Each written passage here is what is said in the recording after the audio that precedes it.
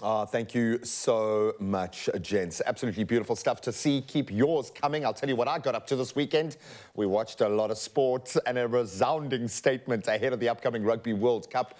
The Springboks showcased their prowess and a bit of a click in Cardiff this past Saturday.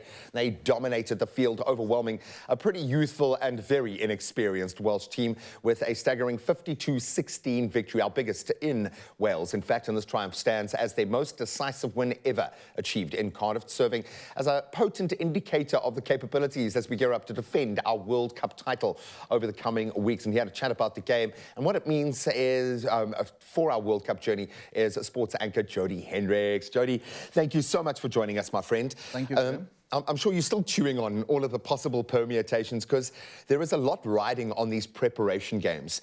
Never mind the possibility of injury or yellow and red cards and actually missing World Cup games, which I don't think a lot of coaches have been thinking about clearly.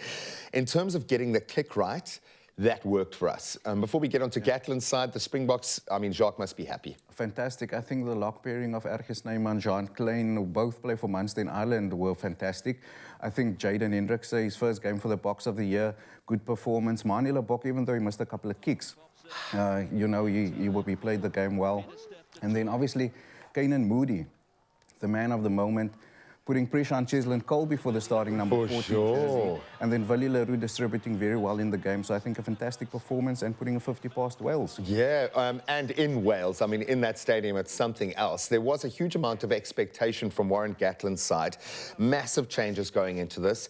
It kind of felt like a bit of a mistake from Wales's perspective because they knew they were going to probably get a pretty full-strength Springbok side looking to find that chemistry, those connections. There was zero chemistry, very few opportunities for individual players to put their hands up. They got smashed. What does Warren Gatlin take out of this encounter? Yeah, I think for him it was about resting his first choice players. Obviously not the result you wanted. You wanted to test a couple of players, see if they have what it takes to go to a World Cup. Today is the final day for teams to announce their World Cup squads, by the way. So I think he would have been looking at a couple of players. Obviously, Dan Bigger, big loss. I think the other guy, Cuthbert, also in the team. He didn't do well. So I think definitely lessons for him, but he'll be looking long-term for what he's planning for the World Cup starting in 3 weeks. Yeah, and he'll be talking long-term. He'll be moving himself away from that result as quickly as he possibly can. One man who had to make a statement and did it pretty much with his first move with a beautiful line break, beautiful little deft pass over to score the first try, Sia Khaleesi.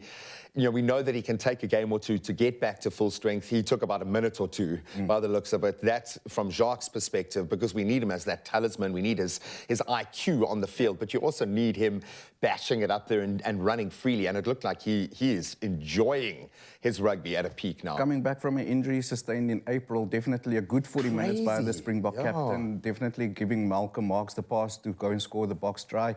For the team running out against the All Blacks on Saturday, he'll probably get another 40-50 minutes, and then he'll lead the team when they play against Scotland in their first World Cup game on the 12th of September. So great performance by the Springbok captain. He just needs more game time. Just a little bit more muscle up front, which we love. And it looks like he's got the boys around him. I thought Peter Steph du Toit was just looking immense. Beware this man during a World Cup because I know he's got an itch to scratch, I think, with his own injury and the time that he's been off. There are a couple of players who always seem to get the raw end. And I'm going to say Damian Willemse, because he is this utility back who can play beautifully in almost any position. And he likes it. He embraces it.